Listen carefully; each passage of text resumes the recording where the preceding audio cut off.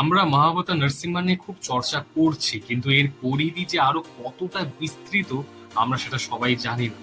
Mahavatar cinematic ইউনিভার্সের ক্রিয়েটররা শুধু cinema বা সিরিজে থেমে থাকবেন, তারা এরপর মহাবতার্স নিয়ে কমিক বুকস বা গেমস আনবে। মহাবতারের ক্রিয়েটার্সরা চেষ্টা করছে একটা হিন্দু মাইথোলজিক্যাল বেসড একটা ওপেন ওয়ার্ল্ড গেম বানানো, যেখানে চায়না নিজের ব্ল্যাক মিথ গেমের দ্বারা নিজের মাইথোলজিকে পুরো বিশ্বের কাছে রিপ্রেজেন্ট করেছে। সেখানে দাঁড়িয়ে ভারতের মতন জায়গায় যেখানে গেমিং ইন্ডাস্ট্রি প্রায় নেই বললেই চলে, সেখানে দাঁড়িয়ে মহাবতার সেই ক্রিয়েটার্সরা এরকম একটা ইনিশিয়েটিভ নিয়েছে।